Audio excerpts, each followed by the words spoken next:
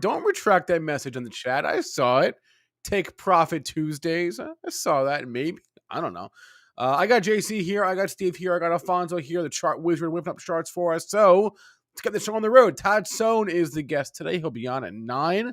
We'll have Patrick Dunawilla from the Chart Report on at around 9:30 or so. And we've got you here. We've got us here. We got the charts here. So let's go ahead. Start the show.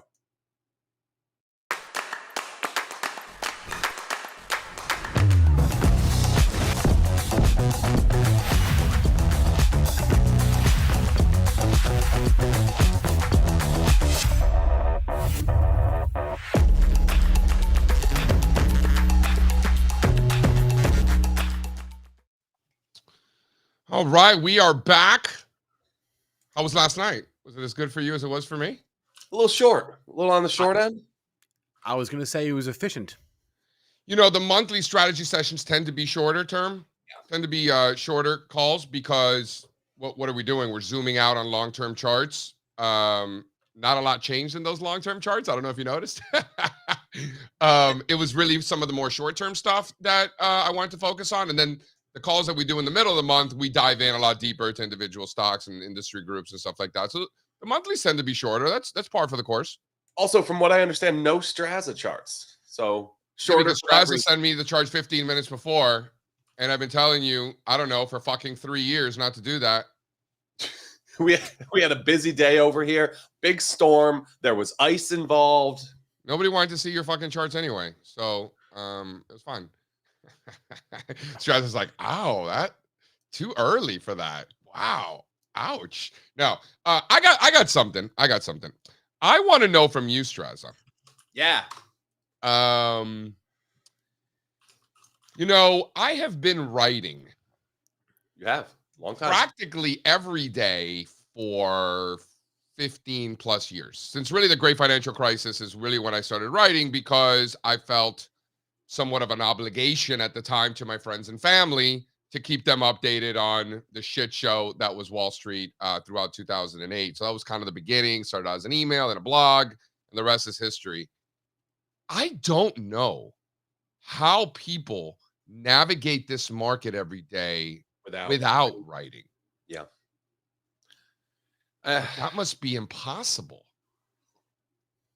Right? It helps you organize all the ideas that you have throughout the day when you're analyzing, doing your chart work. The blog is like my therapist, right? I let it all out, right? You know what I mean? Like, if you don't write every day, how do you get it out? How do you organize your thoughts like that? You know, and I understand that blogs and newsletters are might be a new thing, but that's existed for thousands of years. They used to call them journals. And some of the most successful philosophers and entrepreneurs and kings all had those journals. Now, they kept them private. I would argue it's a huge advantage to share it publicly, to get the feedback, to get counter arguments, right? They're not all trolls, right? There's actual good counter arguments, especially if you've been around as long as me. You have, you know, friends around the world that can push back and, you know, right? I mean, there's some loser trolls out there, but that's always been the case. Block and go. But real good feedback. Sentiment, of course, like, does everybody agree with me? Does everybody disagree with me? That's a big one. And then how many friends have we met along the way? They're like, JC, I've been reading your blog for years. And I'm like, oh my God, I've been reading yours for years. And it's like this bromance, right? Well, I've had this bromance in so many countries. You just experienced that in Asia. Yeah. And, you know, I see it too. When we travel together, people will come up to you having never met you, and they feel like they know you. And that's really cool because they've read you for so long, you know? And heard me in some cases. So I was in Disney World, and I was in line to take a picture with Matilda, or whatever her name is, Grismelda, or whatever, the girl from Encanto. And we're there to take a picture, and all of us, I'm there talking with like my daughter, just like bullshitting about the girl that we're gonna take a picture with. Maribel's her name. And this guy's in line in front of me. He's like, JC, is that you? I'm like, yeah. He's like, I heard your voice. That's so good. He lives in Tampa, and he's been following us for years. He's like, oh my God. He's like a financial advisor in Tampa. And he's like, can I take a picture with you? You know what I mean? Like it's just Yeah. random. Forget the princess, right? Honey, JC's here. Right. No, I got to behave myself because I get recognized now. Like I was at an Elton John concert, like double fisting, and I got these all financial advisors being like, "Yo, JC." I was like, Yeah. I got to be careful. I got to be on my best behavior. On the writing thing too, in terms of like getting the most value out of it, it's just about, it's one thing to do all the chart work and do all the analysis and look at the charts. But the harder part about what we do is taking all that information, putting the puzzle together with it, and then determining, what your outlook is or what is the right course of action based on all of it, right? And the writing really forces you to get to that end point, not just look at all the charts, right? You want to look at all the charts. That's a means to an end to build some sort of a view, right?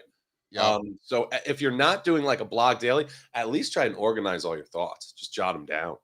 For sure. And think about it. Would I be able to pick up the phone and just call, Wall Street's top strategists and portfolio managers like on a whim if No. I hadn't been writing every day for so long? Like they wouldn't know who I am. Like, right? Like I wouldn't be able to pick up the phone and have lunch, with, I'm not going to start rapping names, but, kind of like awesome people, right?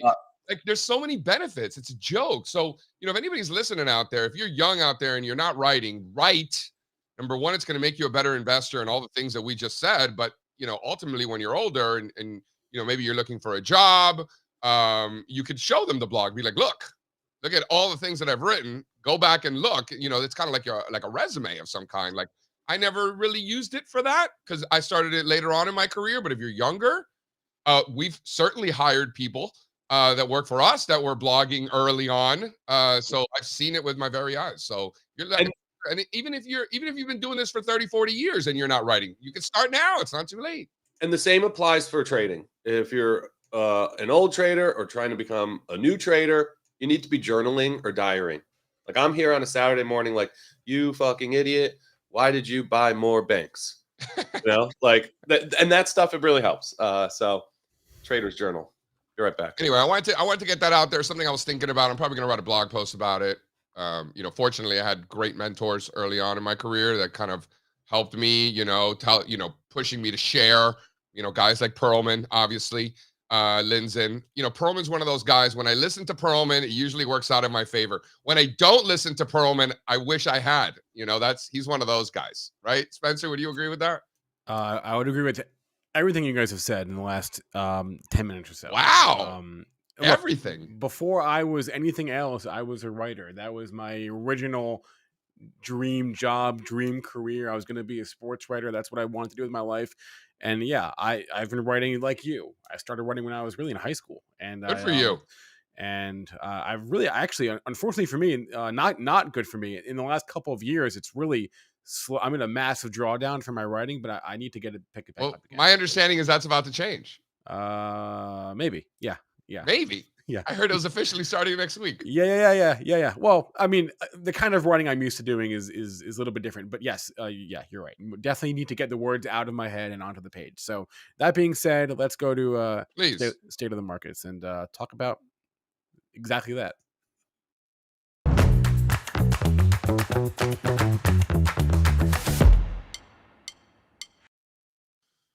All right, folks. Dow Jones Industrial Average flat this morning. S&P's flat this morning, like literally flat. NASDAQ futures up a little bit, about 17 basis points. Not much going on there. 30-year bond futures literally flat, 0.00. Silver flat. Copper flat.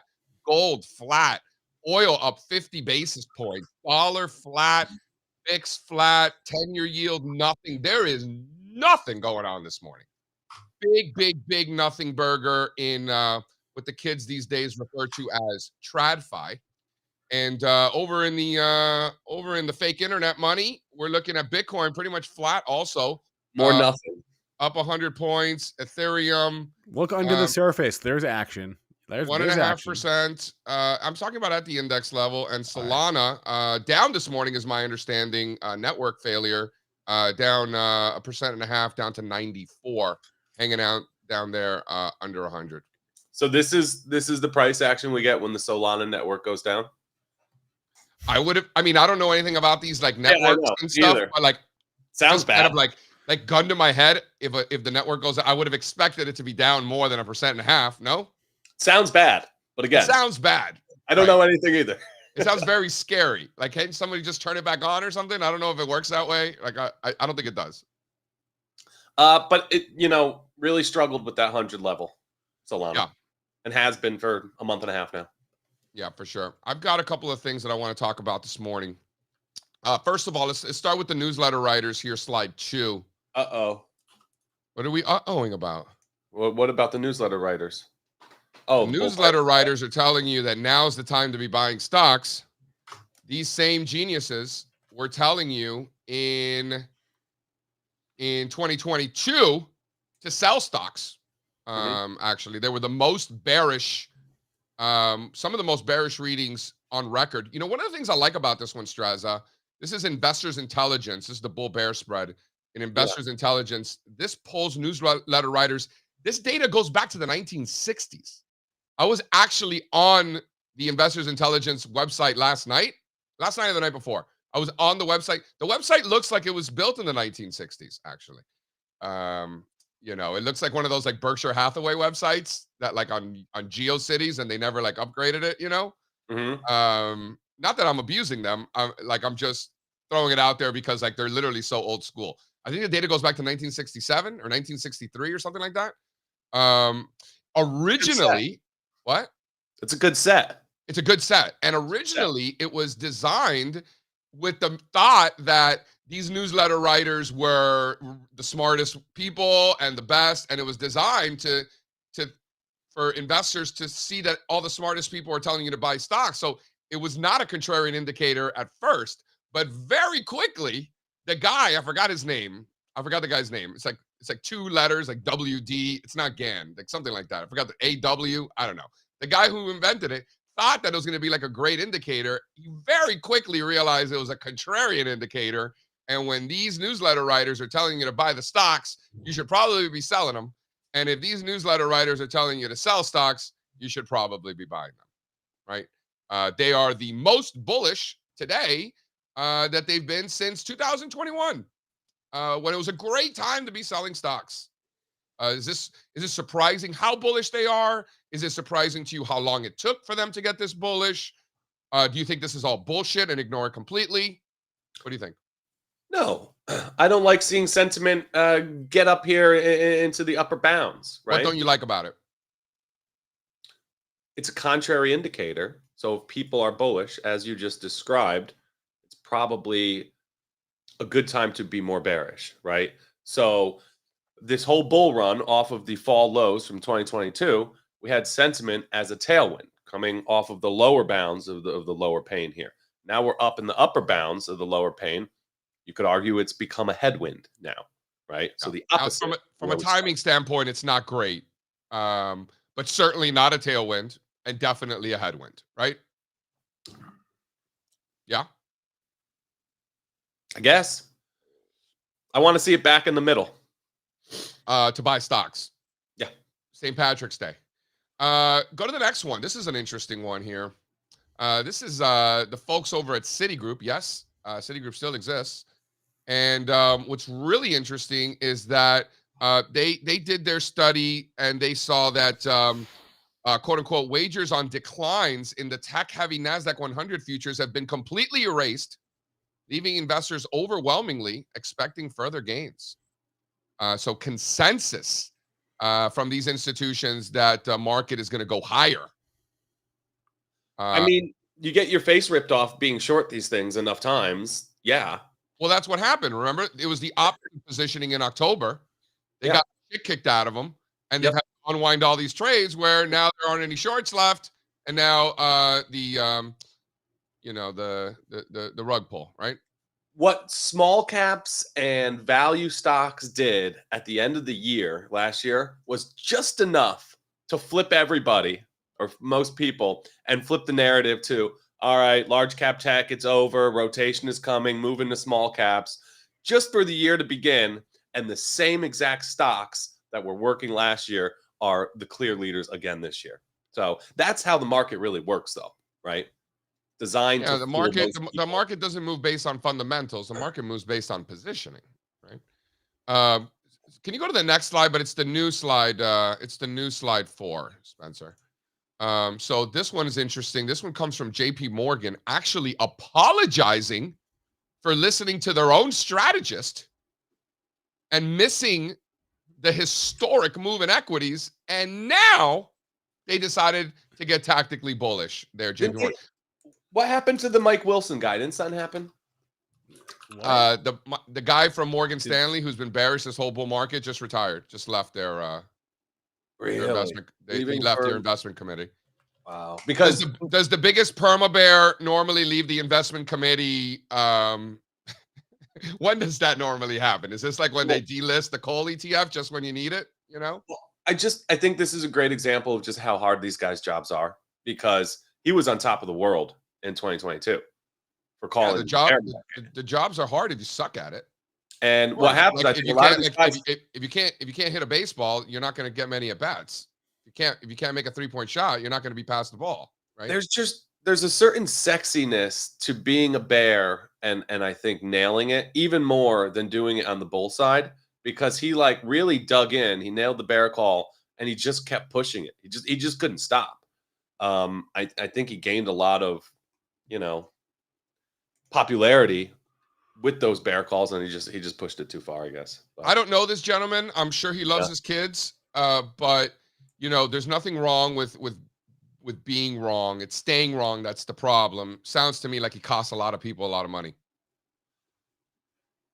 I don't know the details of it, but that's what it looks like to me. What's really interesting, I love this.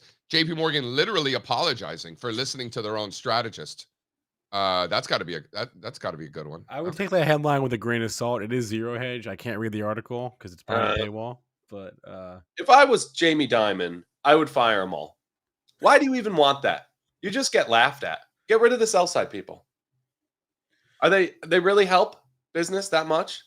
Well, they cover a lot of hedge funds, so they get a lot of commissions by running their trades. And when they got these IPOs that they need to dump on the retail public, I know, they but use their desks. I'm saying their research, like I know, but it's part of the game. It's part of the game. Like, listen, when you need bag holders to dump all the stocks onto retail investors that don't know any better, that's what the sell side is for, and the desks are for. Like, it's all part of the same hustle. They use the research to sell the crap, you mean?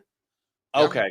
Because I was going to say hedge funds are not paying attention to the sell side research. They don't find it valuable. They're not using it. So I wouldn't. You'd be surprised. Well, I mean, you might be right in some cases, but the data suggests the exact opposite. When the strategists are super bearish, the institutions are also tend to be positioned super bearish, and vice versa. When the strategists are super bullish, you see the institutions positioned that way. You think that's just a coincidence? I don't know. It's not just the hedge funds. Though? It's not just the hedge funds, though. Think about the millions of non-hedge fund clients that JP Morgan has in the private wealth division or otherwise, right? Yeah, but those people don't matter. It's the institutions themselves that I'm interested in. Retail investors are irrelevant. They don't matter. I'm talking about like real money, like real investors. It's just a world where we have less sell side research is probably a better world for everybody. Can I please have a Dunkin' Donuts coffee?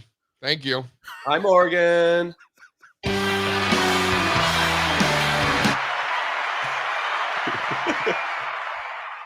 You like how we do that? Is that funny, Spencer? All right, let's. What do you want to talk about now? We got some big movers. I want to keep making fun of the sell side. Do we got any other good ones? No. We do that every day. Palantir. Come on, Bank of America must have said some stupid shit this morning too. Come on, anything? Nothing? I just want to say I love the energy from Kevin Panetera in the chat. Palantir, baby, put that in your pipe and smoke it, JC. I got no beef with Palantir. That's a reference to a TV show. I love when there's like an inherent short squeeze built into a stock that people like hate it for like political reasons, like the DWAC, right? The Trump haters, right? They totally missed that one because they're like, oh my God, this is like a fake, SPAC, Trumper thing, blah blah blah. Maybe, but the stock is ripping. So if you decided to not buy it because you don't like Donald Trump, like you're an idiot. You know what I mean? Like, what's the talk I sent you? Rumble. It's Rumble. That's an entirely separate thing. It's not a Trump thing. Yeah, No, it is. I don't So understand. that's a good one. So that's a good one because just you have half the country that hates him, or maybe more. Then you've got the Palantir because people don't like what's his face, the 0 to 1 guy. What's his name? Peter Thiel. For some reason, they don't like him.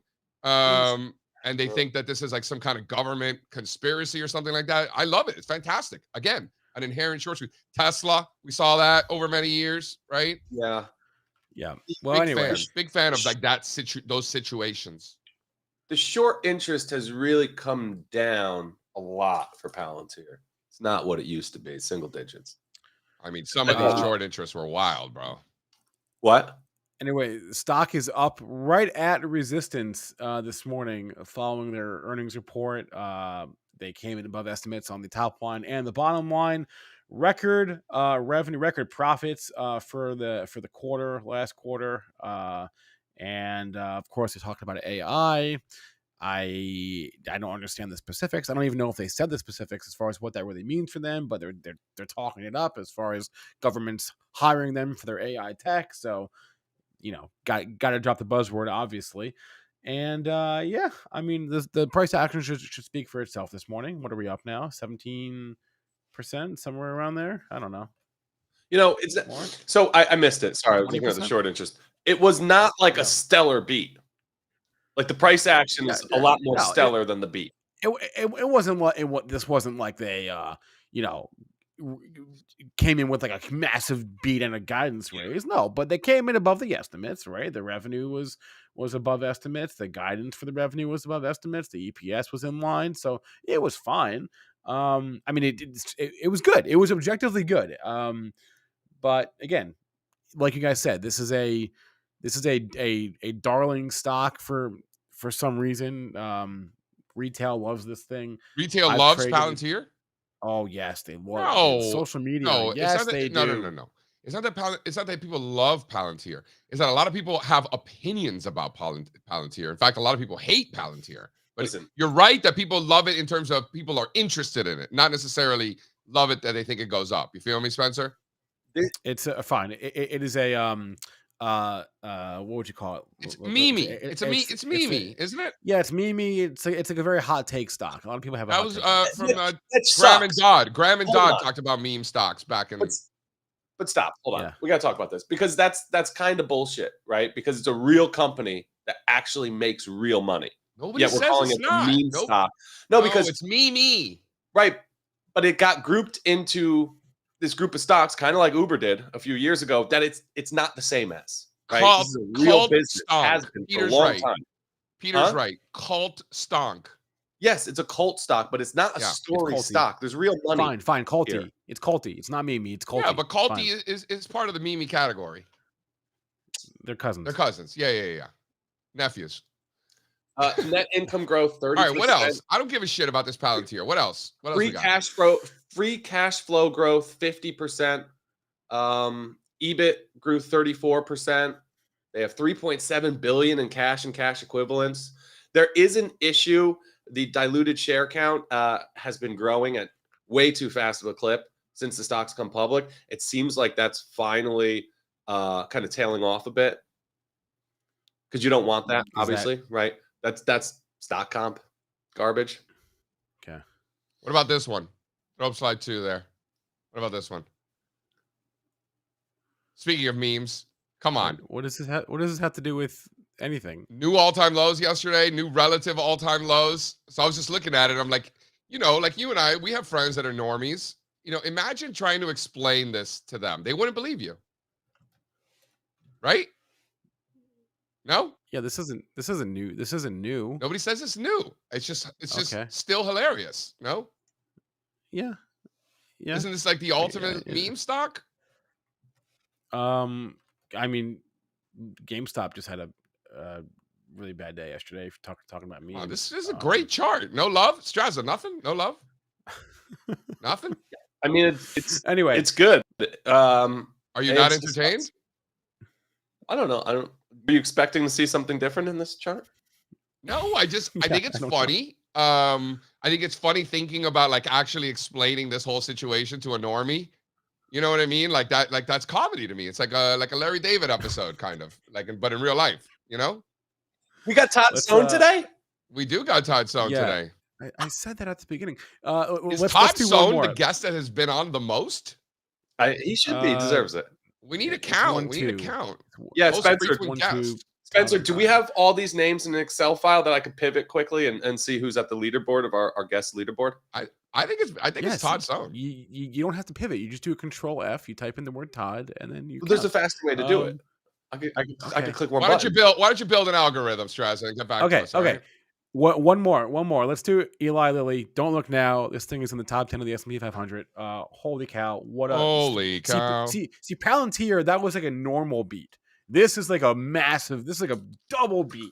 I knew we should have bought that straddle, man. It was expensive for a reason, but you get what you pay for in life. If you don't want to pay for the Wagyu, then you're never going to eat the Wagyu. If you don't want to pay for the straddle, then you're never going to make this much money. I knew we should have bought the damn straddle. It was expensive as hell, man.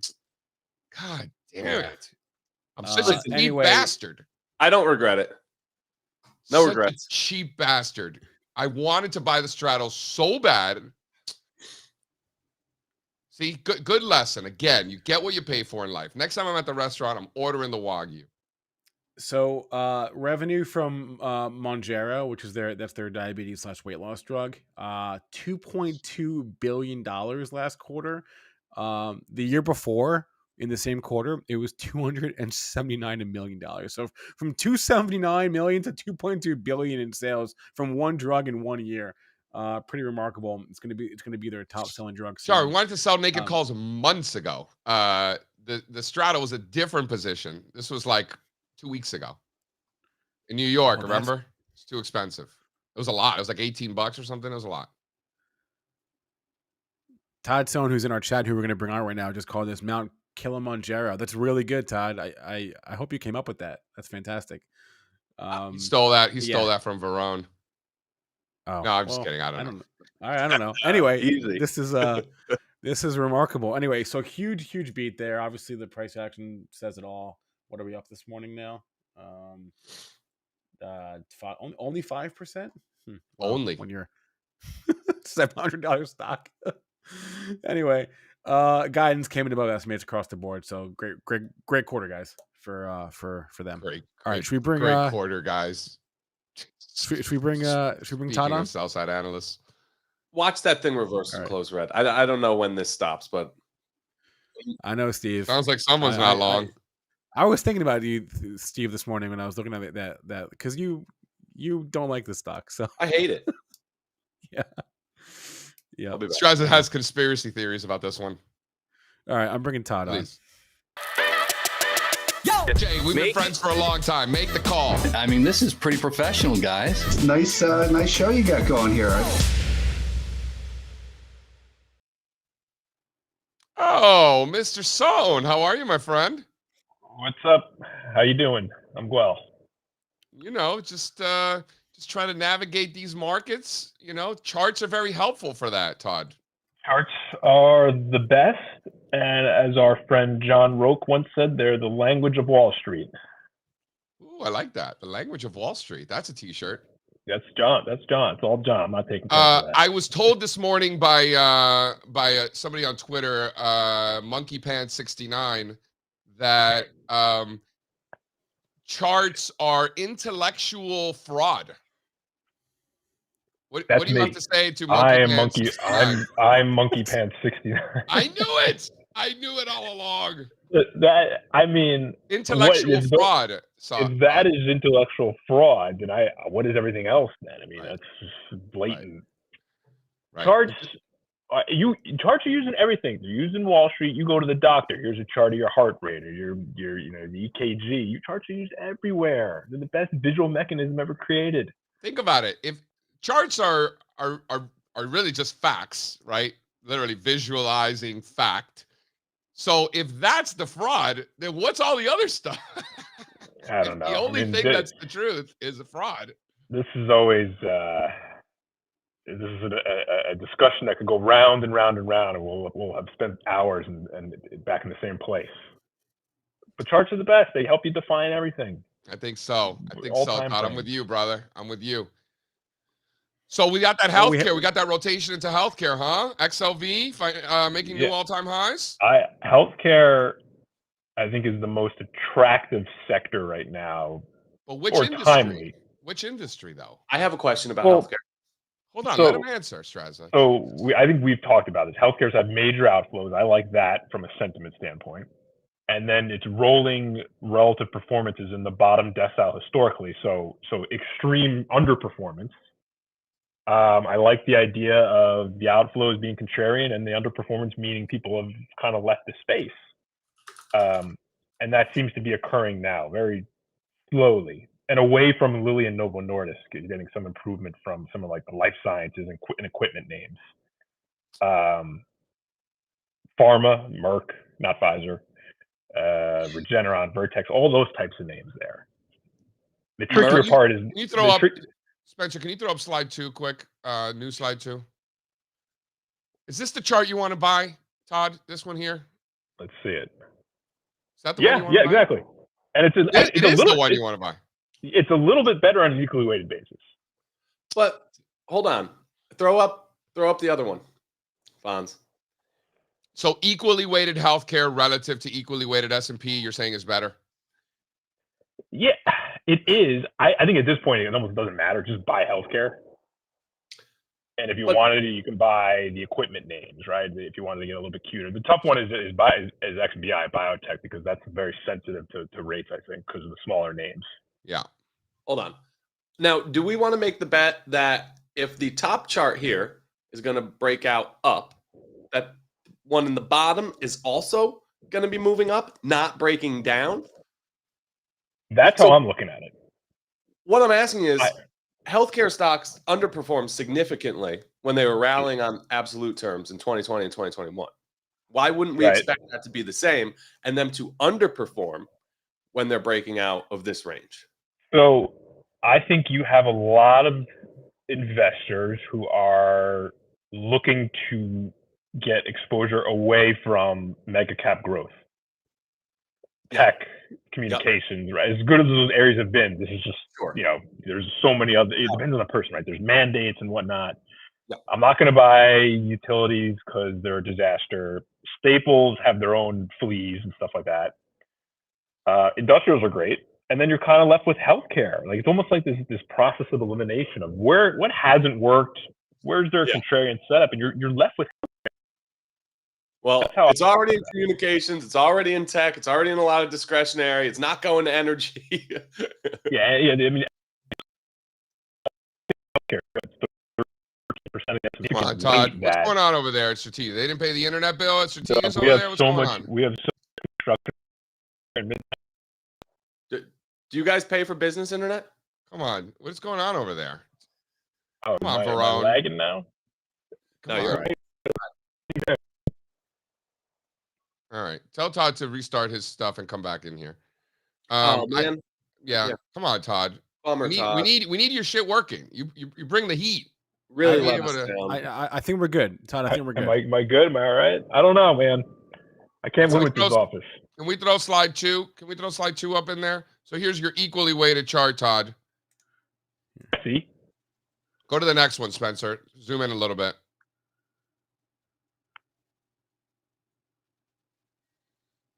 Oh, sorry. I didn't put it. Hold on. I was gonna say. Sorry. Here. All right, Todd's coming back. 1 second. There he is. Throw that one up. There you go. So yeah, so this is the one equally weighted healthcare relative to the equally weighted S&P 500. All right. Goodbye, Todd. Bye, Todd. No, it's a bummer. I know it's a bummer. All right, we'll get him back. We know where he lives. What did he say? Construction? Is that what he said? He said this construction. I don't know what he said. I couldn't even hear him. There's always construction in New York. Very excited to hang out with Todd. We're gonna be watching the Super Bowl together on Sunday. That's cool. I'm making oxtails. I don't know what we'll be eating, but it'll be delicious. I know that much. Because you're going to be in Miami together? Yeah. This conference is during the Super Bowl? So it starts a little bit on Sunday, and there's actually some really great panels with Balchunas, Katie Stockton, Sunday afternoon, and then there's a big Super Bowl watch party at the Live nightclub. And then the Ooh, that conference sounds fun. continues Monday, Tuesday. Yeah. Well, I'll probably just hang out for a little bit Monday. That's cool. Wait, Todd's switching rooms, so let's give Todd a minute, and then he can come back. He also sent over his research as well. So we have a few of his slides in the deck. Okay, let's see if this is better. Todd, are you ready? Let's see if this is in a different room now. Let's see if this works. Oh, Todd. Am I good? that's better. Could it be worse? It's better. By the way, Mike Lowry calling me out. It's oxtail, not oxtails. No, actually, it's 3 oxtails. So it is more than one tail. So good looking out there, Mike. You like oxtails, Todd? No, not my thing. Really? Not my thing. No, You don't like exotic for me. delicious? It's too exotic for me. It's too crazy. Too exotic. It's just meat. Yeah. It's red meat on a bone. No. It's like beef Chicken chicken fish. wings. Chicken and Too fish. much fat? Too fatty? I don't even know what it is. Too chicken and JC's fish. Yeah. And JC, the ones you have, those are some fatty daddies. I know. I'm gonna trim some of that. It's too fatty for me. I'm gonna trim some of that. Yeah. All right. So anyway, Todd, speaking of being fat, these healthcare stocks, outside of Eli Lilly, you think that's what they're interested in? Seems like that's all they're interested in. I thought you would get more mean reversion out of Lilly into equipment. That's clearly not happened, but the equipment names are improving, right? The Abbott and Medtronic names. So if you are just looking to get stuff that hasn't worked, it's more timely, you take a look there. Or life sciences like a Danaher, stuff like that. Danaher. Some of these stocks are boring though. I mean, at least Danaher, that's one of the boring is good. Boring is good. There's nothing wrong with boring. Because there's no attention there. All the attention is on Lilly and Novo. You see the kids these days, Todd? You hearing this? Come on. Hold on. So what's the better bet to make then? Within healthcare, there are winners and losers, right? You have the pharma stuff, the health plans, they've been really good. And then you got the biotechs, the med tech, some of the med software names haven't been so good. Do you bet on the groups that have been leading, they keep leading?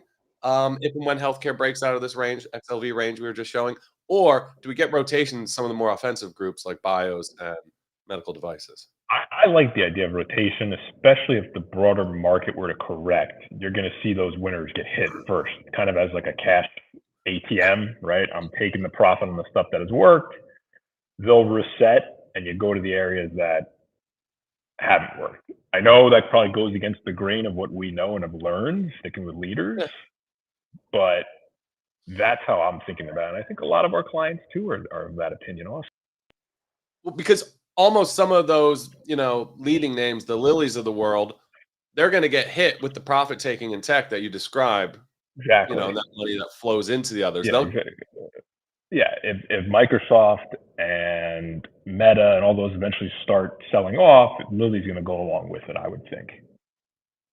Just my guess. Clearly, though, they've had a very good the first 2 days of the week here. So speaking of Lilly, you mentioned you wrote a note this morning. You were up early. You wrote a note, and Magnificent Seven. We were playing around last night on the internet, and we were removing Tesla and putting in Lilly and putting in Broadcom. Did you just boot Tesla and change it to the Mag 6? What did you do? Yeah, the sensational 6, because that's a Disney reference. Ooh, all their animation characters. Ooh. Kramer's going to take. Tesla's not even Tesla's out of the top 10 weights in the S&P. It is number 11 now, I think. Well, so it's Lilly, falling and others are going up, so there's that. Lilly's taking it, Broadcom's taking it. Berkshire's there. So now you have these 6 stocks that are 28% of the S&P 500. That's a new high for them. Wow. People, listen, it's great for passive investors, but there's concern because that's a lot of allocation to a very small few amount of stocks. You say you have to pay, we always talk about this, you have to pay attention to the bench. What's the bench doing? Right. What are the equally weighted indices doing? That's really important now. I mean, NVIDIA is 4.1% of the S&P now. That's wild. That's like half of Apple. It's half of an apple, but it's bigger than the energy sector. Yeah, this is how the markets work, and right? Materials and real estate. Yeah, I mean, there's so much catching energy. Up to industrials. I know Staples is only what 6%.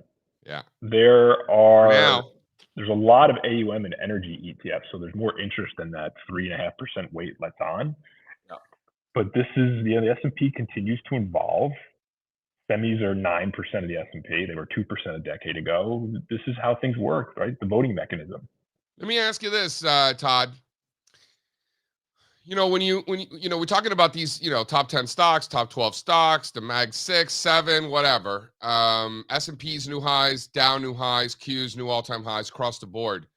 But we're seeing fewer and fewer stocks going up, right? New 52-week highs list peaked in mid-December. That was 2 months ago next week. Stocks above their 200-day peaked in December. Stocks above their 50-day peaked. We're hitting lows not seen in months. 10-day highs, 30-day highs, 3-month highs, 52-week highs, all straight down. New highs list almost non-existent. Seasonally, one of the weakest months of the year. Best 3 months of the year now over after 6,000-point move in the Dow in 3 months. Keeps going. Yep. So in the note that you guys have towards the back there's a fancy scatter plot that the S&P was in the top quartile of its 3-month percentage change and its percentage above its 200-day average. Yeah, that. So we were at a statistical extreme for momentum. But what do we know about momentum? Is that it persists in the long run. Which one's now? Hold on. Hold on. We're Walk just through in this that, scatter plot. So on the x-axis, the 3-month percentage change in the S&P, right? We were up 20% over 3 months, something like that. So this is the S&P 3-month percentage change on the x-axis, and on the y-axis, it's the percent above.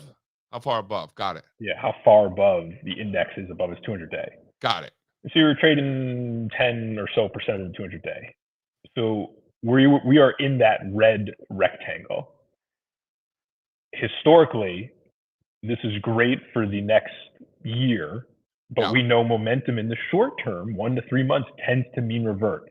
And so I think that speaks to your point here. You only have 59% of the stocks above their 50-day right now. It's a pretty meaningful divergence as the S&P is a hair away from a new high. Yeah. So I would prepare for some volatility in the near term. Whether that means until June, until August, we don't know. But the structural trend, the structural momentum is still very much an asset. So this is going to be a repair time. Listen, I know this is very fancy with your scatter plot here. I love my scatter plots. But really what this is, correct me if I'm wrong, is just another way to visualize what we've been talking about in terms of the breadth thrust we saw in December, where everybody had a thrust. Zweig, Whaley, Strazza, all the thrusts are coming out. Which, again, to your point, speaks to early cycle behavior. Things, a year out tends to be very good, right? But in the short term tends to lead to some exhaustion and some short term. So this is essentially saying the exact same thing, calculating it different, making it a little prettier, right? But exactly same idea. This is a time frame market right now, right? Yeah. You remember last July, we had a very similar situation, a great breadth thrust. Yep. And then you had a good, what was it? Not as great as December. No, not as strong, but it's still up there. And then you had a good shakeout from July to the end of October. I think we're in a very similar period. Maybe it's more painful, just given the run that we've now had for the last year. But exactly similar scenario. You like my shorts? We're short S&Ps and Qs. You like those? Yeah, as long as you're defined. I know you are. We own March puts. We own March out of the money puts. I think the next 1 to 3 months are going to be bumpy, and it makes sense. But the cycle is still favorable, right? It's all time frame. So I think what you're doing makes sense. Staples were trading at an extreme in terms of relative underperformance. Monkey Pants 69 says I'm a fool. I told you that's me. Look how far Staples were in terms of underperformance versus the S&P. They'll snap back. Do I think it's a great sector to own for the next year or two? No, but there's something there for the next quarter. Relative, in particular. Relatively, yeah. Because if the stock's correct, Staples are going to get hit too. They're just going to get hit less. Yeah, exactly. Yeah, that's where you hide during these speed bump moments. Yeah, if you're a long only manager, that's where you hide. But for normal Yeah. people, Or we don't have to do that. or healthcare. I like healthcare more. What about I like Utes? healthcare. Do you see Utes as a defensive trade, or is that more of a rate thing? Oh my God. It's Boring. both.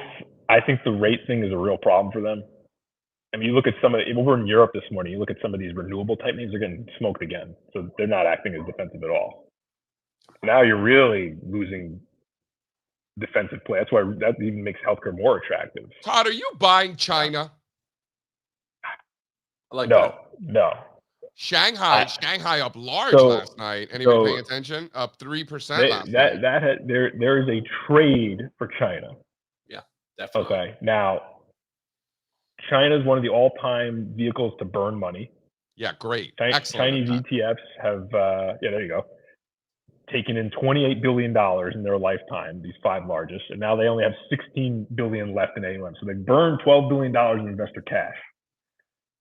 China is a trade. I think we've all learned, and I say we, the investment community has learned that China is not an investment in the last few years. It is a trading vehicle. It's at extreme right now. New lows have surged, right? So it's very climactic.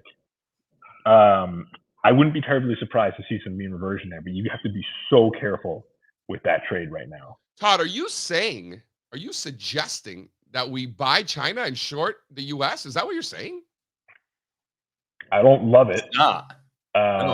I'm not a fan. I get it. I'm not a fan. I'm not really not a fan. Which probably means I get it too, and I'm not in it, but I'm looking at it. I'm wondering why I'm not in it. I'm asking. The MSCI China has annualized at 10 basis points for the last 30 years. It's terrible. Yeah. But I think if you wanted to What buy the hell does the China, last 30 years have to do with today? this is no difference. You could get burned again. Todd, come on. It's a fun fact. Fun, very fun. I I'll give you that. these things. It's a fun fact. What does that mean about now? It means nothing. If you wanted to buy China for the next month, go for it. Yeah. But I would get out of there, faster than trying to leave the stadium. You after think a game. and do you think Qs and S&Ps will get the shit kicked out of them with China rallying? That's a tough. It doesn't add up to, because if the Qs are coming off, that means risk off. So why would you buy Right. China? Right. That's what I'm But thinking. markets work in funny ways. We've seen Stranger Things, right, Todd? So, I mean, this is out of our territory, but clearly their government is loading the bazooka in terms of stimulus, and that usually is a boost for people. It's like mosquitoes to life. They just get attracted by that. And wouldn't a stimulus bazooka in China be positive for risk assets in the U.S.? I think it's a China thing. We got to talk Japan though. Japan's better than China. Forget China. Well, we're talking about like football and baseball. These are two Look at different Toyota. things. Toyota hit a new high overnight. That's the best auto company in the world. You can't compare China and Japan. They're in the same region of the world. That's it. That's it, though. Literally, that's it. I like that. I like Toyota Japan. Motors chart. Wow. Toyota. Nice. Tesla has its issues here. GM and Ford. I don't know. I mean, European autos are very mixed. Look at Toyota. Really nice. It's a big company too, man. Toyota. I think it goes understated just how big Toyota is. Toyota's 273 billion, 300 billion almost after today, probably. Did they just That's huge. 300 billion. I know you can talk China and the trade there, but I like Japan. Now let me ask you this. So when you look at the Nikkei, we're quickly approaching those 1989 highs. Look Todd, at how old are you, Todd? Were you already on Wall Street in 1989? Yeah, no. Yes, no. Do you think there will be resistance there, like there was when silver got to its 1980 highs when the Hunt brothers cornered? Yeah, I think that's totally fair. I mean, that's how.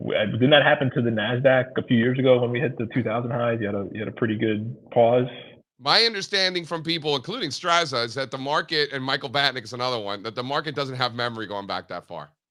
I didn't say that. What are you talking? Why? There's a lot of bag holders in Japan. But look at it. Look at the Nikkei. You think the market's going to remember those 89 highs in Nikkei when we get there? Yeah, some people who really been in the industry for that long. My bad. I apologize. Look at the Nikkei 300 is the cap weight Nikkei that already made a new high. Already took out 89. Yeah. And so I like to say the last time the cap weight Nikki did that, Michael Keaton was Batman. Right. Dude, think about how long that's been, bro. That's been 35 years. So you know that I think that's good for the price weight. The price weight should follow that too. And then for people who don't understand just what a bubble that was, there's this park in Tokyo. I don't know if you've ever been there, Todd. The big park. It's a nice park. I mean, it's got nothing on Central Park in my opinion. And I'm obsessed with Japan, so for me to say that, it's a nice park. But that park alone, the real estate was worth more than the entire state of California combined. Like all the real estate in the whole state. Like that's crazy. Yeah, and it's not like that this time. There's nothing like that. No. Right? There's no exuberance in Japan despite the really good performance. That's what I like about it a lot. That's fair. That's fair. That DXJ has just been a horse, man. DXJ. Right? I mean, we'll see if the unhedged version can catch up, but right now it's DXJ. It's HEWJ. ATWJ? Yeah, HEWJ. Oh, HE. Yeah. Hedge. It's the EWJ, but hedge. And DXJ is very similar. So much hedging. Too much hedging. Hedging can get you. They're hedging the hedges, Hedging can get you caught with your pants down sometimes. Indeed. All right. So Todd likes to short U.S. buy China. No. I like where your head is at. What about sentiment? You saw these newsletter writers, the most bullish they've been since summer 21. Little exuberant, It's getting exuberant. Tech flows are really exuberant. I think that's the sector at risk. Yeah. But it's not like 2020 yet. 2021. That was when it was really crazy, and we saw what happened after that. Right? We had 2022 happen. When I start to see money flow back to corners like ARK, which has not happened yet, then I start to get even more worried about the exuberance. But I agree, sentiment's getting up there. That's going to lead to a correction, and then keep an eye on the tech flows too. Those are where there's the issues. Yeah, there's the ARK chart, right? When I start to see that red line rise again, then I say, okay, now we're getting back to the heydays of a few years ago. Yeah. Wow. But not just yet. It's more concentrated to the semis and to the big cap. I know, but Todd, whatever happened to like the bigger the collapse, the longer the need for repair, like that whole thing, like this was a monster collapse. This was the poster child of that bubble and bear market, right? Like, are you afraid that you might be overthinking the ARK itself while it just continues to just muddle on down the road as it, right? Or no? Perhaps I totally agree with the almost like a lost decade after this type of mood. We're in that zone. It's like dead. It's like just dead, right? Like it's not right. Yeah, I mean that's what happened to the Qs and tech and Janus 20 financials after 20 days. Financials. I think we're like look at that chart of Citigroup after the great financial crisis, right? So maybe I am putting a little too much weight on it, but that's kind of my irrational exuberance indicator in the ETF market. Or leveraged ETFs. That would be the other route to go. Nothing yet. A little perk up, but nothing outrageous. But I agree with the newsletter, the survey data. That's a little offside right now. How about JP Morgan coming out this morning apologizing for listening to their own strategist and saying how they're now tactically bullish? How about that one? There's more examples of that I think you and I are both aware of. How about the Morgan Stanley guy getting the boot, the perma bear guy? Yeah. So there's breadcrumbs here. Yeah, and then how about Citigroup came out this morning, said that all the short sellers in the NASDAQ are unwound in the whole trade. You can see that in the tech flows. I think we had that before. That's the concentrated area where I'm a little more worried. Are you saying that the market's going to have a rug pull? You like this rug pull word. A lot about the rug pull lately from you. You like rug pull. It's how the kids talk. It's how the kids talk, Todd. I like speed bump. Yeah, speed bump is more of a false start. Yeah, you're driving too fast. You go hitting that bump and you get a flat tire. That's where I'm at. So I think like how like when Wile E. Coyote is like running, but there's nothing under him, and then he falls. Like that's kind of like how. I think that's the environment we're in right now. Where if you have long exposure to stuff like Lilly, you just tighten up a little bit. Clean up the sheet here a little bit for the next month or two. Yeah, I hope the market gets the shit kicked out of it. Todd, what time do you get into Miami on Sunday? 2:00 ish. I hope you're gonna pick me up. Are you guys gonna take pictures together, like holding hands on the water? It's gonna be so adorable. I told Steve he should stay with me. Oh, that's the bromance between the two of you is so lovely. So nice. So nice. Won't be needing that. I think they ran out of rooms though. I gotta talk to them today. I think I'm gonna be staying nearby. What are you going for, Todd? Because you're just obsessed with ETFs? Is that ETF like you're guy. just He's a teacher guy. Exactly. I'm just all right. Are you on any panels, Todd? No panels for me. Oh, Unfortunately. Good. More hanging out. all right.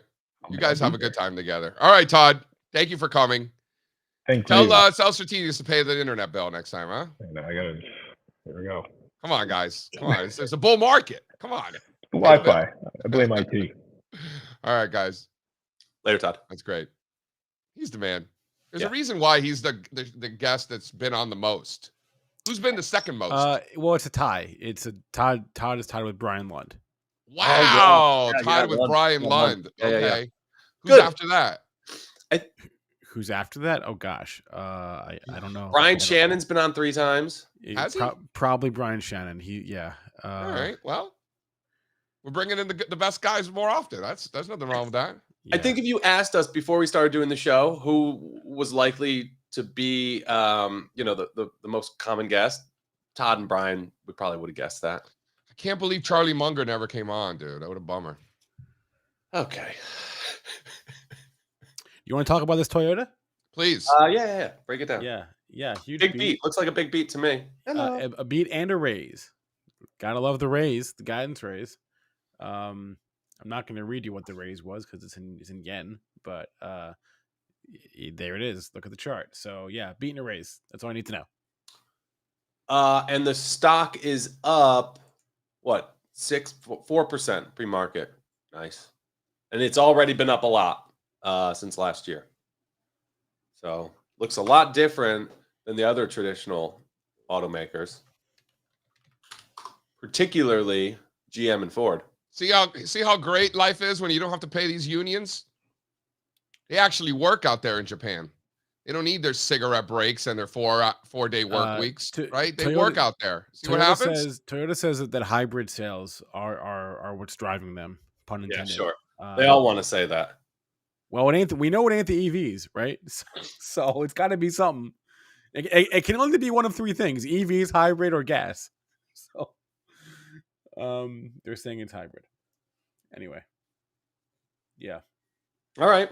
Anything else stand out on the earnings front? Yeah, we have the Spotify chart lying around somewhere. Throw up the calendar. This thing's just like straight line higher. Spotify, really good. Well, so their whole thing is they're focusing on being profitable. Yeah. So Yeah. Yeah. Yeah. Focus on.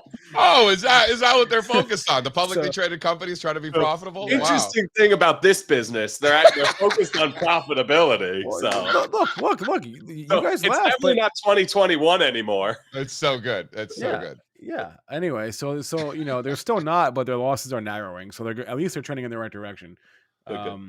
So good. Monthly active users up 23% year over year. But yeah, still losing money. What else did I have here? KKR? Look, KKR. Oh, I don't know if we have that chart, but I like this group of stocks. KKR is the clear leader. The chart looks like JP Morgan or Microsoft above those prior cycle highs. This is a good one.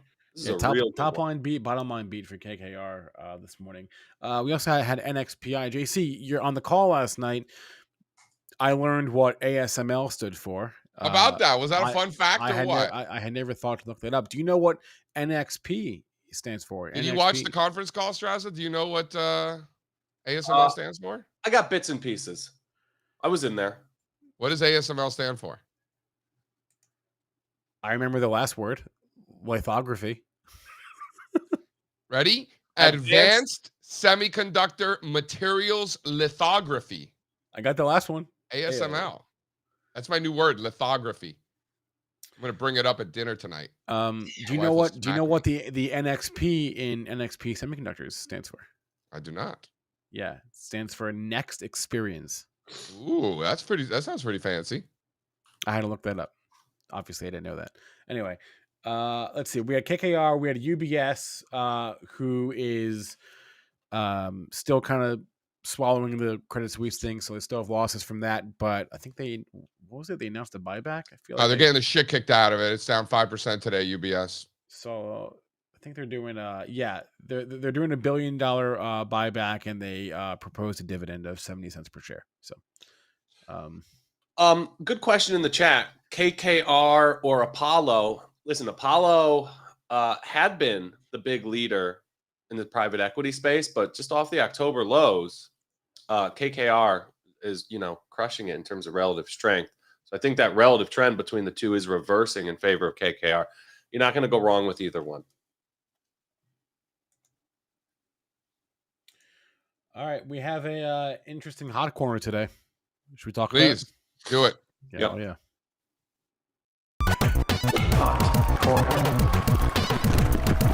So hot right now.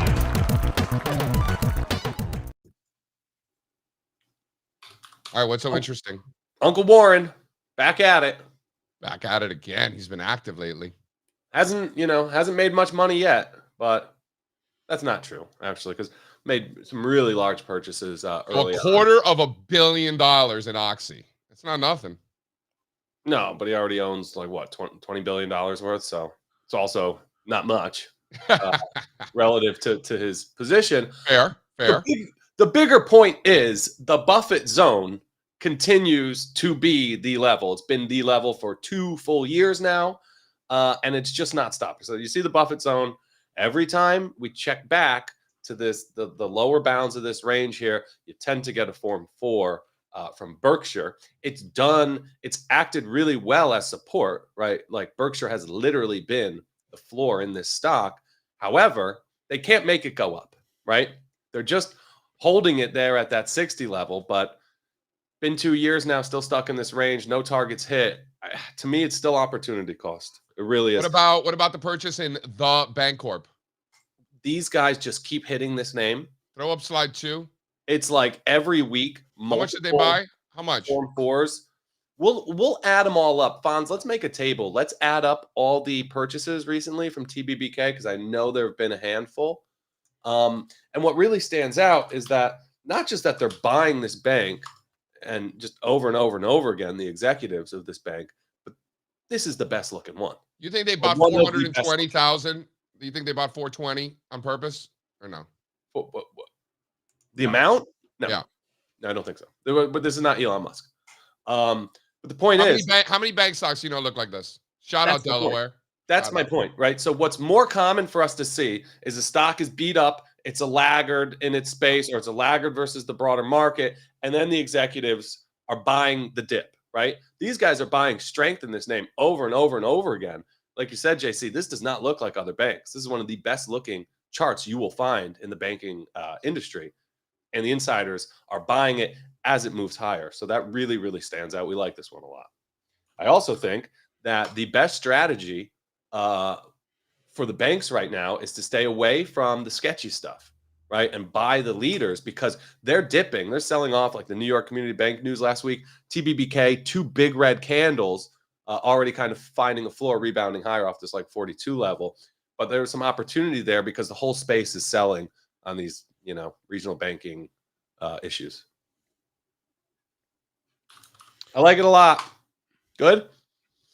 Good. Guys, the hot corner is a free daily note. Goes out every single morning, highlighting all the biggest insider buys from Wall Street to insider executives to Congress and all that good stuff. So the link to get that is in the description on YouTube. Check it out. Again, free daily note, usually around 7:30 in the morning, somewhere around there. 8. So yeah. in the morning. 8. Yeah. Okay. So, Cool. and as far as the banks go, right, go on down the line. Wells Fargo, just hanging on for dear life, but still out of this base. Citigroup, same thing. JP Morgan, we talked about, that's really the line in the sand for banks. JP Morgan's got to hold its breakout if banks are a place that, you want to be fishing for long opportunities. New all-time highs this morning for Berkshire Hathaway, by the way. I know it's not a bank, but it's the largest component of the financials index. And if you overlay JP Morgan with Berkshire, they're not going to be too different. I didn't say anything. Relax. No. You made a face. You have like these facial expressions. I can't help it. I know. All right. Oh, well, it's only Tuesday here. We have a lot of earnings still coming this week. there are some areas that look vulnerable, and the banks are really top of mind when I say that, right? Like the charts that I just ran off, these money center banks, they're holding, but they're right there. Another day of weakness, this group gets hit. They can start to look very different. And I don't love KRE, QABA back in the box, right? You want those out of the box. You want completed bases. New lows today, this morning in the community bank ETF QABA. Again, you know what? That's probably the one thing that Jerome Powell said on Sunday night, 60 Minutes, that I've seen in headlines where he was asked about community banks and said, "Yeah, there's going to be more small bank failures, but there's always small." He said that there's definitely going to be more small bank failures. I mean, not definitely, but probably. But there's always small bank failures, right? There's too many banks. There's too many banks. There's too many bank employees. Get rid of them all. So. I like how the Canadians, 4 banks, right? That's how to do it. They're not messing around, those Canadians. Shout out Canada. This Snapchat, guys, it looks so perky here ahead of their report. I'm very, very excited for the Snapchat Q4 report. Tonight, yep. Tonight we get Chipotle, Snapchat, Ford, MicroStrategy, Fortinet, Amgen. Like, in theory, a straddle on this Snapchat would be so good, but I'm not even going to look. It's going to be expensive as shit. JC, long calls. We just played this game. In common. I even got the app, and I've been playing with it, and I've been sending messages to people that I don't mean to send. I'm slowly learning and trying to figure it out. I don't really understand it. And there's no like, hey, are you sure you want to send this? Like, you touch something and it goes. So like, I used to use it 10 years ago. I used to use it. I haven't. I deleted it a few years back. Well, you guys I would communicate with my girlfriend through Snapchat. That's what they do. When we first met 10 years ago. Yeah, okay. She is now my wife, and we don't communicate at all. So you don't need to send snaps to her anymore. That's right. Too good. Funny. Ayo. All right. A couple other headlines. You guys mentioned China. Yeah. Obviously having a great morning, or great morning for us, great day for them. Shanghai Composite, best day since March 2022. Hang Seng, best day since July of last year. 10-cent music, Spencer. Yep. TME. That's all you need to know about China. This one wants it so bad. It looks but you got to break out above 9.5. This thing has failed breakout written all over it. Like, be patient with this. Understand what it is. Yep. And 9.5 also, JC, happens to be the anchored VWAP from the all-time highs. Really? Yeah, chopping right there. Drop a VWAP from those March 2021 all-time highs. Can you drop that in the Slack for me, please? All day. Very interesting. We VWAPing. Is it VWAP or VWAP? Okay. Brian says VWAP, but I used to work at financial institutions when I was younger, and it was always VWAP, so I never really converted. He's from Massachusetts, so you know how people from Massachusetts talk? Like, it's all about the car, it's all about the park. Yeah. And the pots, dude, so that's why he says VWAP. He's a masshole. Like, originally. Like, he lives in the garage with the VWAP. Right. I like to rhyme, so you can drop a VWAP, but you can't drop a VWAP. I like that. Yeah, that is true. I have always thought that the letter in an acronym should have the same pronunciation as the word it stands for. So average, right? VWAP, average. If it was average, you might say VWAP. Too much. Spencer, I hate to give him the credit. Spencer does make a valid point. That's why when they say, is it GIF or GIF? What does the G stand for? Graphic. Ooh, right? Very good point there, Spencer. Israel coming in hot today, Spencer. I'm just saying. All right. Wavy BBVA, man, looks so good. This one just keeps going higher. All right. Sorry. I get excited sometimes when I see a good chart, really excited. Oh, I know the feeling. Really excited. I'm familiar. A couple other headlines. Speaking of Snapchat, I actually missed this yesterday, Steve. It came up during the show, but I forgot to bring it up. Snapchat announced some layoffs yesterday, and Fire them all. And DocuSign this morning. These tech companies have the playbook now. 6%. Yeah, right. But DocuSign's getting the crap kicked out of it because Adobe's eating their lunch. Right? Is that what's going on? I just don't understand how they add value to the world.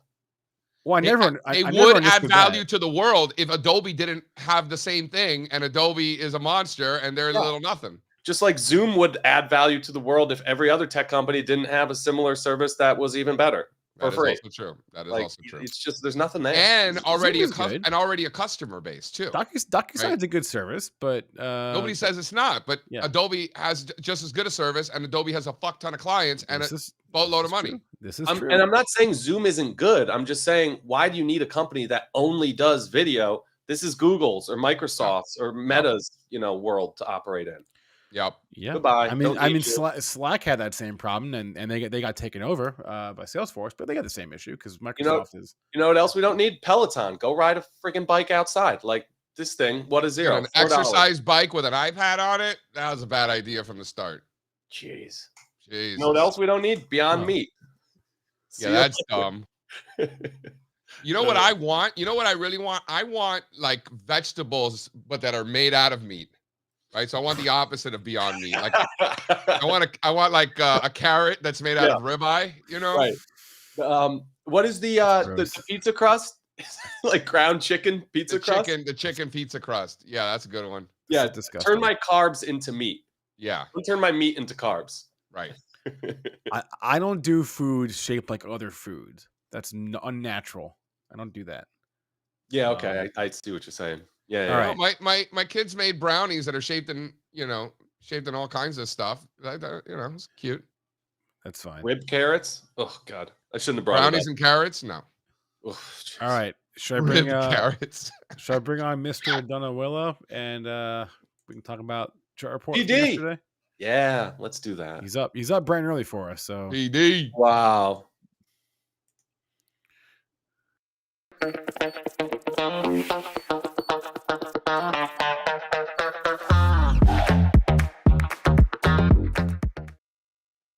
I like how Bartoloni made a cameo there in the intro. Oh, Pat. Wait, Pat, you're on the wrong mic. You're on. We can't hear you. Or check it. Is it plugged in? Oh, what a handsome fellow, Patrick Donawilla. Right? What a good looking dude. I had this issue. There we go. Okay, cool. Yeah, grab breakfast with Bartoloni the other day. He's doing what kind of wild thoughts did he come up with? You know what he's looking at right now? Lithium. What? Is he? LIT. Yeah. Man, he's always pulling up these charts that are just those falling knives, and he sees something. So yeah, it's probably because Mercury is next to Jupiter or something. I don't, dude, this thing is absolutely disastrous. What are you looking at? Lithium. Oh yeah. Yeah, and that's the thing, like it was kind of strong back, I think, in 2021. Yeah. When everything was ripping. Right. But even this like risk on rally that we've seen in the last few months really hasn't caught a bid. Here, why don't you throw up slide 2 here, Spencer? I was going to bring up the chart of the day, which is from our own at Strazza. So what's going on, Pat? Do we not tweet these out anymore? No. So actually, our chart report site was down yesterday, so I'll try to get it up today. But Steve Strazza with the chart of the day. Congratulations, buddy. I'm just asking questions over here. Did you tell your mom that you got the chart of the day in the chart report? She knows. Mom's paying attention. Love you, Mom. Shout out, Miss Strazza. Steve, so if you had to guess here, what do you think? Do you think, because you were saying that you expect it to break down on a relative basis, is that right? So I would have to disagree with Todd Sone, who we just asked the question. And listen, I don't know. It could go either way. If you look back throughout history, we've seen it go both ways, and by that I mean we've seen healthcare underperform and be rallying on an absolute basis in a bull market, and we've seen healthcare outperform and be rallying in a bull market on an absolute basis. So I don't really know, but for me, rather than run a back test and say, of the 10 times this happened over the past 50 years, we're just going to look at the last time, the last occurrence. And back in 2020, 2021, where we had a very similar mix of stocks as we do today in XLV significantly and steadily underperformed the broader market while it was ripping almost 100% on an absolute basis. I think that's the kind of environment or healthcare breaks out of this range again. An environment where these stocks are underperforming. Well, healthcare wasn't necessarily a leader then, though, right? It wasn't a what? It wasn't a leader, though, right? You're saying when it was going up then? It was a laggard. Look at the chart. Right.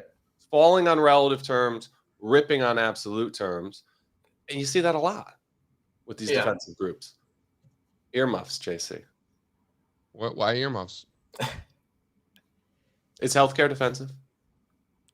Oh man, I feel like we've gotten in this debate before. Yeah, biotech's really defensive.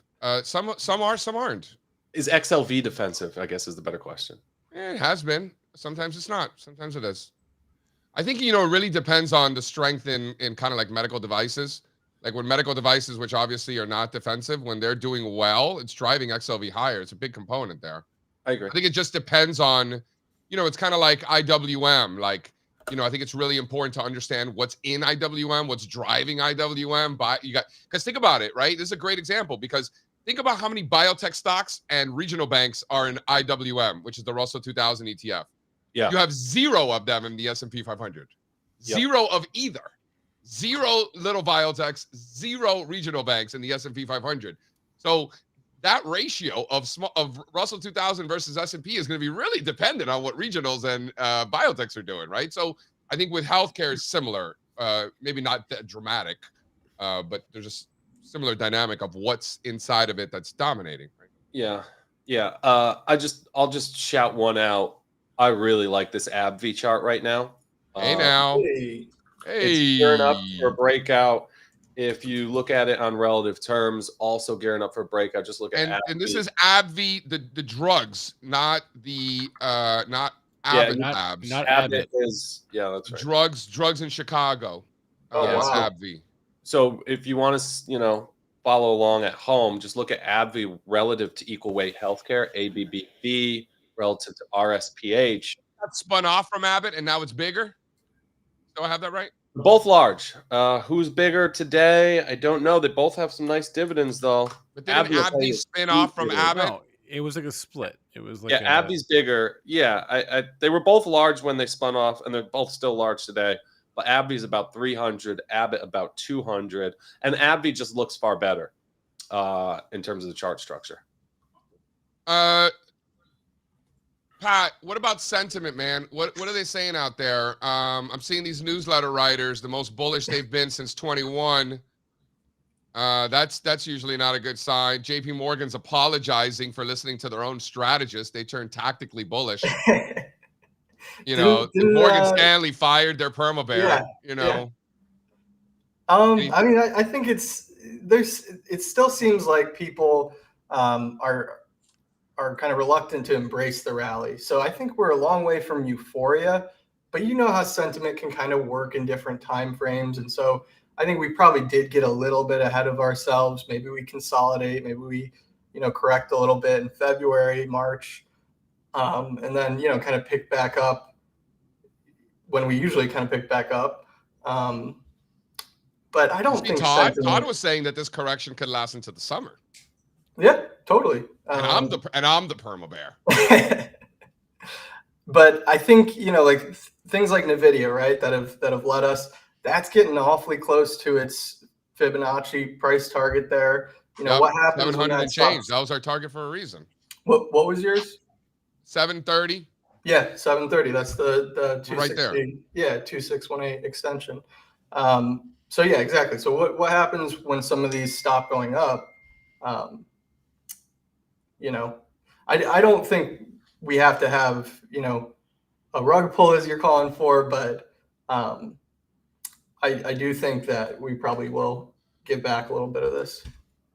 I would love a good rug pull, make some good money, see some bag holders there, left holding the bag. You'll have all those dead bodies to sell into moving forward. It just, nice sentiment reset. The newsletter writers get it wrong again. JP Morgan apologizing, wrong again. Like that would just make a lot of sense. February is one of the worst months of the year. I will say, JC, last time I didn't understand why you got so bearish. You know what it was? When?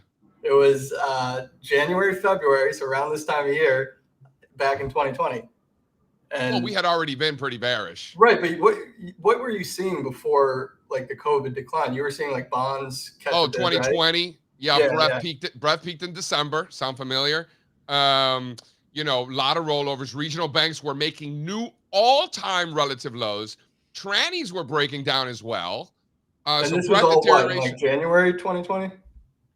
We started getting short in late January, early February 2020. We knew nothing about viruses. In fact, I remember being at Nikki Beach in Miami on a Sunday, waiting for futures to open, being super long bonds. We were still partying. There was no virus or anything. Well, and at that point, they'd already thrown the kitchen sink at that bull market. I mean, we were used to just headlines after headlines trying to bring it down, and it was just resilient. So like we heard about COVID, we were kind of like, okay, you know. 2019 was a great year, if you recall. Great year. One of the least volatile years ever. After 2018 was messy. Wait, what was the year? It was 18 with the fourth quarter, right? That was messy. Yes, I remember that very well. Yeah, that was a good quarter for us. Let's sell off into Christmas Eve. Oh man, I remember cooking the pig, right? Because Cubans we slow smoke the pig, and I remember making the pig on Christmas Eve, selling my bonds. And just like covering, you know, if I would have flipped the trade, that would have been genius. I didn't do that. I was in cash for the beginning part of the Ripper, but I remember vividly like taking a peek at the pig and selling my bonds. You know how like you just, it takes you back. It was an Airbnb in Coconut Grove. It was awesome. Pat, any other charts that stuck out to you want to highlight? You had a couple of dollar charts in there. We had a lot of dollar charts. I mean, that to me is probably the sketchiest, most bearish development out there right now. And I mean, look at that. It engulfed the prior 12 days of price action there, that chart right there. I mean, I can't remember the last time I saw an engulfing candle like that. So, and, you know, we've gotten a pretty big move already. But, you know, I think dollar's kind of just range bound. I don't see us getting above like 110. 110? Or like 107 even. Like, dude, that's a long ways away. 110 bro. would be pretty painful. But like, the point is, I think we just kind of chop around for a while. I think that's kind of just the pain trade. The trend looks up to me. How about the market's reaction though to the last 2 days dollar ripper, Friday and Monday? Friday, I think, was interesting because I mean they both rallied together. Yeah, stocks sold off Friday and Monday. What do you mean? No, stocks were up 1%. Maybe the index that you're cherry picking was up 1%, but most stocks were down.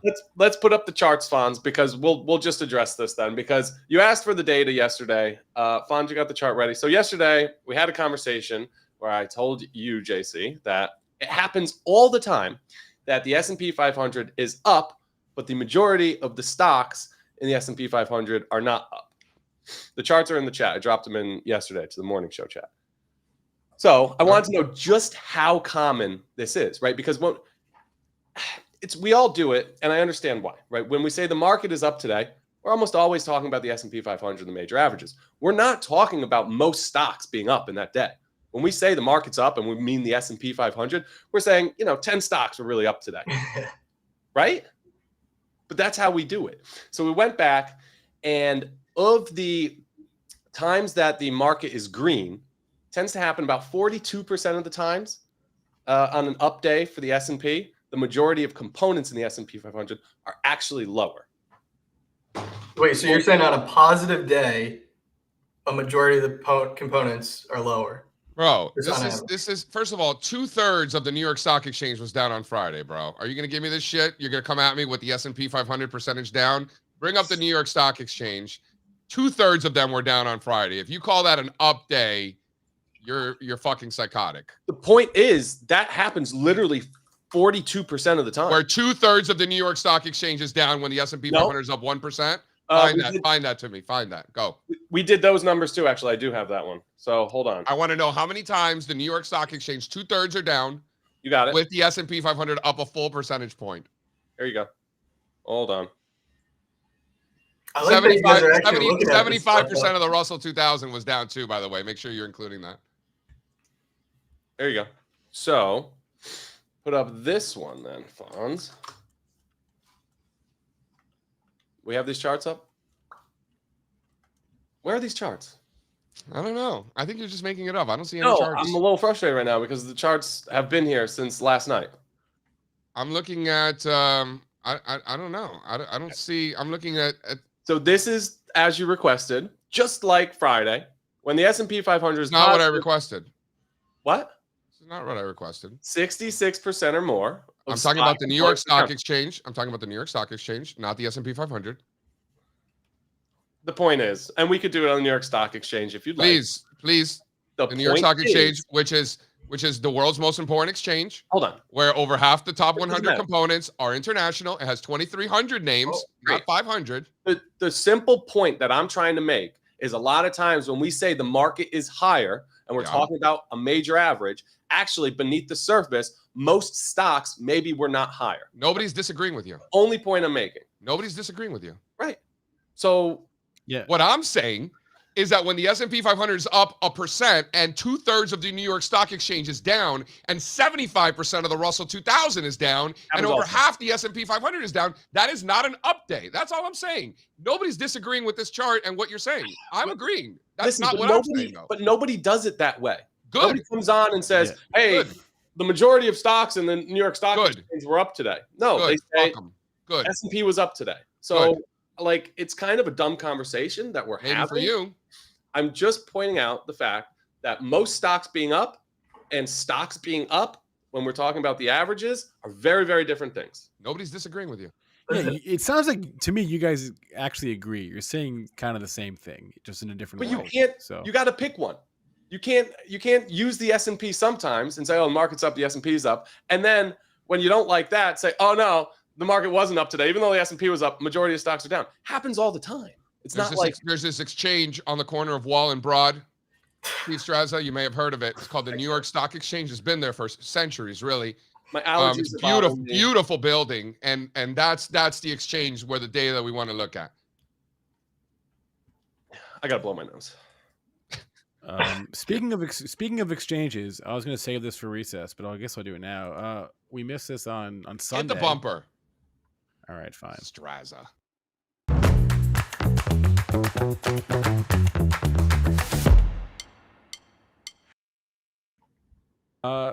Sunday was happy birthday to the NASDAQ. February 4th, 1981. Wow. The NASDAQ, the National Association of Securities, Dealers, Automated Quotations. What year did you say? 71. 1971. And then when did the option start? Like a few years later, right? I don't know. You know what we need to do? Get Jeff Weiss on here so he can tell us stories about the beginning of the options market. Okay. Why are you rolling your eyes? No, I love Jeff Weiss. How can you not? You know that Jeff Weiss is one of John Roke's mentors. Jeff Weiss. I did not know that. Haven't had Roke on in a while either. Get him on too, Spencer. Get Roke on too. Come on, Spencer. Get your shit You together. guys assume that I don't email these people already. Sometimes people just email them can't again, on, Spencer. Damn it. Roke had the best slide in his chart packet this weekend. It was the whole slide was just 180. That's all it had, and he said, "That's all you need to know about Apple. That's the most important level. That's it." The whole slide just said 180 on it. I was like, okay, all right, way to make a point. Yeah. All right. I'm gonna go ahead and short more S&Ps and Nasdaq today for those wondering. So good. I gotta go. I gotta go make some money because I look at the New York Stock Exchange components. So you can look at the S&P 500 components if you'd like. Yeah. All right, it's Tuesdays, which means we got Twitter Spaces with the chart report at 11 o'clock. Yeah. Chart Request Live, Strazza and Pat at 1. Maybe. And that's what I got. All right. So smash the like. Thanks to Todd. Thanks to Pat. Thanks to you all in the chat. We appreciate it. Go make some money buying or selling. Up Adios. Your call. Adios. Go count the See you S&P 500 stocks. Go. Bull market, Doubt. I can't take no